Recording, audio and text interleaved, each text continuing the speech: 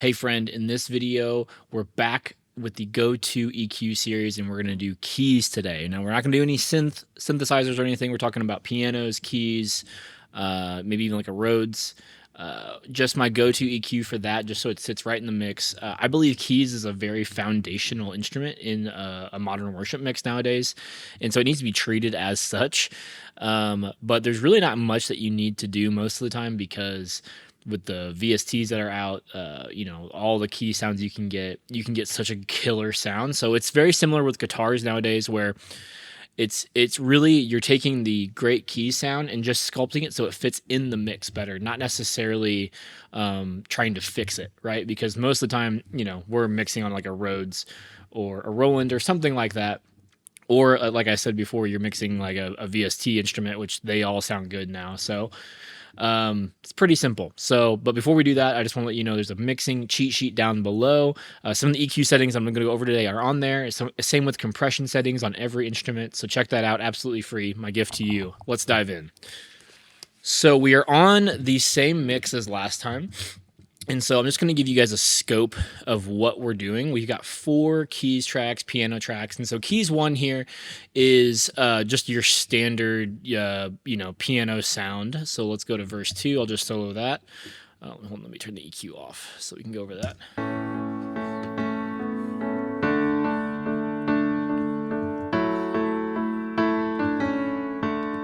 And we'll go to chorus here.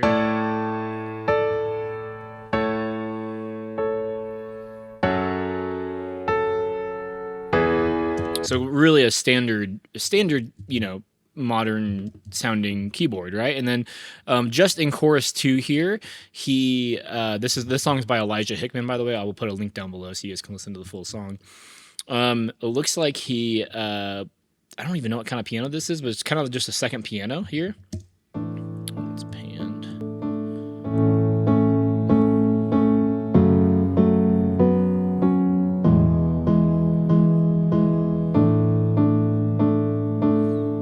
So really cool, really vibey sounding piano. And I had it panned all the way to the left, and then I had this electric piano panned all the way to the right. So we'll give this a listen.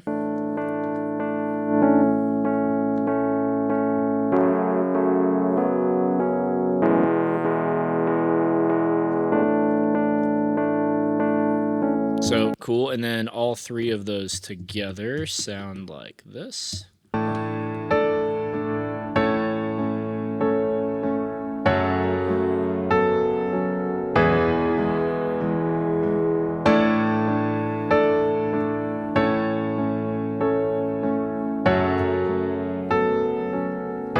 So really cool, just thick sounding keys. And then on the big down chorus that they have here, where they're doing the quarter note hits, he put a keys, kind of like a synth keys here. What did he actually call it? He called it a ballad, but it's basically like a keys sound with a lot of effects on it.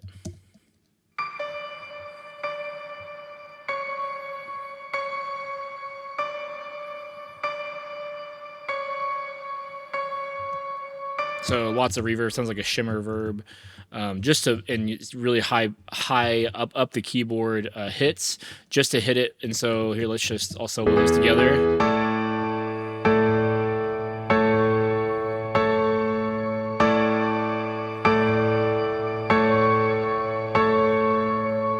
Almost adds a sort of length to the existing piano. So that's what we're working with. We're going to EQ them all together, and just for reference, you guys probably see these Pro Qs on. We're just taking out a little bit of low end and top end on these individual ones here. A little bit of mids there I'm pulling out of the electric piano. And then last one here, we're just pulling out some low end, a lot of low end. This is almost a 400 hertz because that little key sound, I really only want the high part of it. I don't want any of that low end stuff to muddy up the low end. So on the keys bus, we're going to EQ all of them. And so my pretty much go-to here, let me pull this back down. That's a little secret that I'll share with you guys kind of near the end. Okay, anyways. So you guys can see here, it's I'm not doing much here, okay? Because whenever you guys get these really good sounds, you really don't have to do too much. And I feel like this is a lot of modern things nowadays where you really don't have to overdo it. So first thing is I take a high pass filter and put it at, somewhere around 100 hertz. If you're mixing something that's just like keys and acoustic, I will actually not high pass it at all. So keep that in mind. Only high passing it to let that kick and bass and any of the low end synths really breathe through. And then we're taking a slight cut at 121. I noticed that it was just some of the keys notes were getting in the way of the bass just a little bit. And so literally, if any in between like 100 and 200, be conscious of your bass guitar. And then there's always something in between 3 and 600 that just doesn't sound good on most keys, on most keyboard tracks. So let's give that a listen.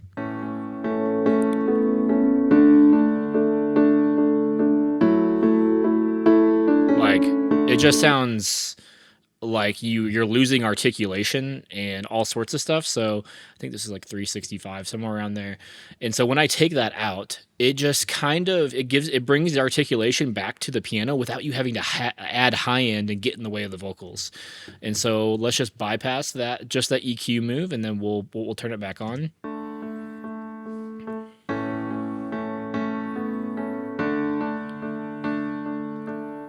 Off. And then on, off. See how muddy it gets and like boxy?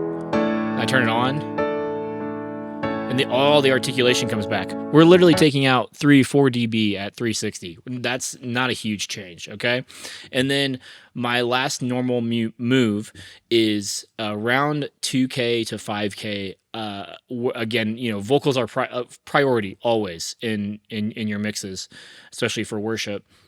And so I like to do a small cut. You can do a side chain here, but I actually kind of like to do a small cut on a lot of pianos now.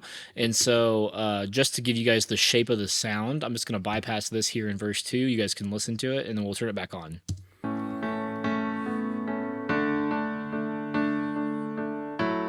On. Off. On.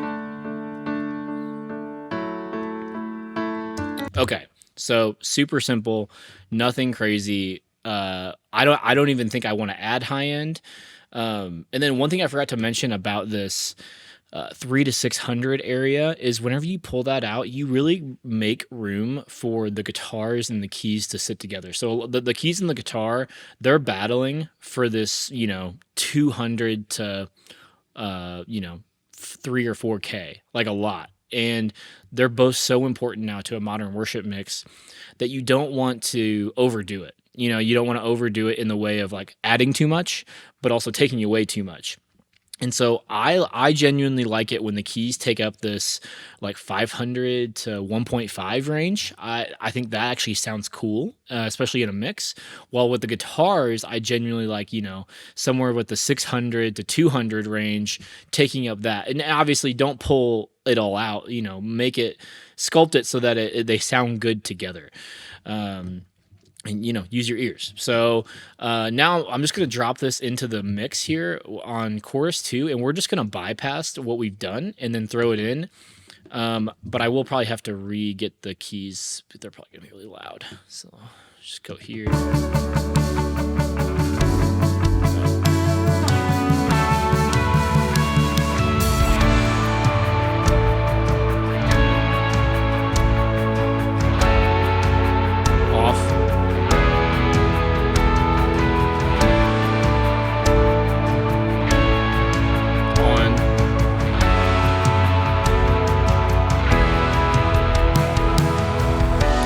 So super simple.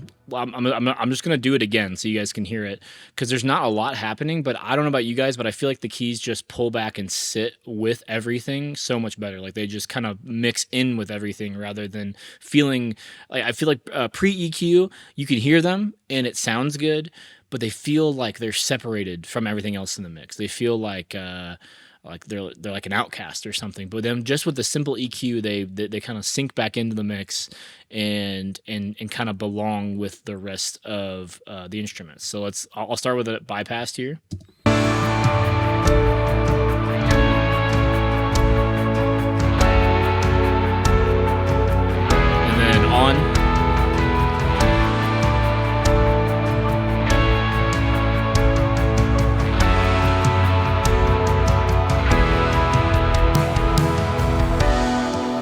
so like, man, so simple. Not even any big cuts. Now, sometimes you need to do big cuts. Yeah, absolutely. Don't hesitate to do what you need to do to make the sound the way you want, right? And then you guys probably see me you'll probably see Soothe 2 here. So let's get this opened up. So this is nothing that I have created. I just want to preface that.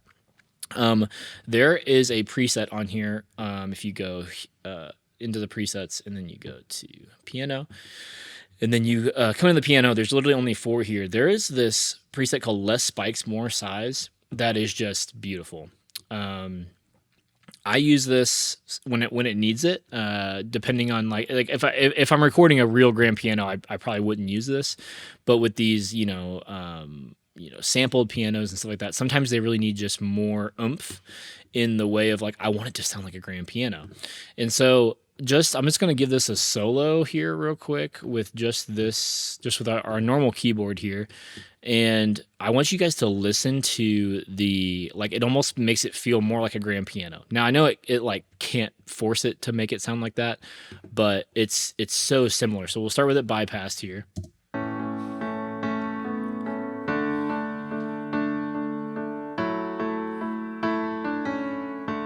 Okay, on.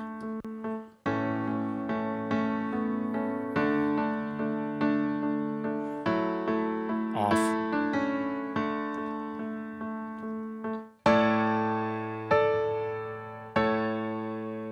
On.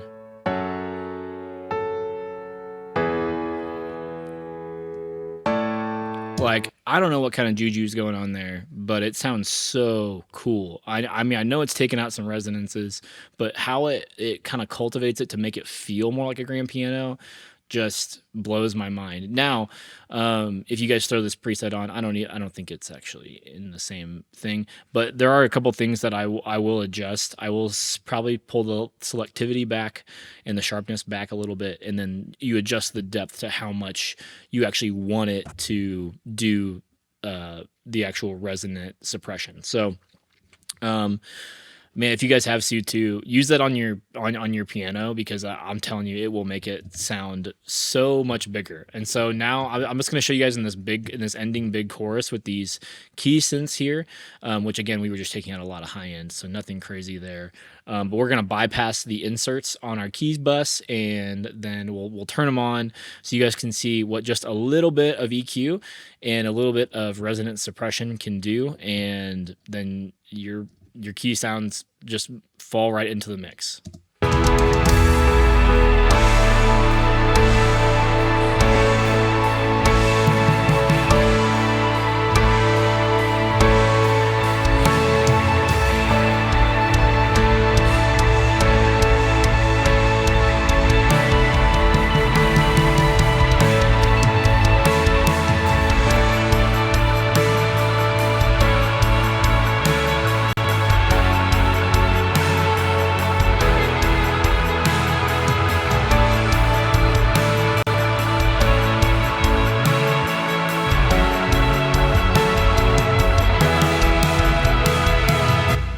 So I don't know if you guys how much you guys were intently listening to everything else that was happening. We'll do it again here in a second. But the guitars really come out of the mix whenever we put the inserts, put the Pro Q3 and the Soothe 2 back on. It's like it's creating room for the entire all the guitars and the keys and the synths and everything to live together. And so that is an idea of like, a lot of times you have something that sounds great already. Like these keys already sound really good. They were programmed well. They use good software. And so don't like try to manipulate it, just take the things out that create room elsewhere. Because remember, it doesn't really matter in the end how good it sounds solo. It only matters how good it sounds within the context of the mix and how people are going to receive it. And again, I always try to keep the thing in the back of my mind of when I'm mixing a worship song is that EQ move going to help bring someone to the Lord? And as crazy as that sounds, I want to make the listening experience as pleasurable as I can. So you have to think in the context of like not how amazing this keyboard sounds. How does it fit into the mix? How does it help the entire song? How does it help that person listening to the song grow closer with the Lord? There's a lot bigger things happening rather than just making a killer keyboard sound. So again, we're going to listen to it there. I will bypass it and throw back on.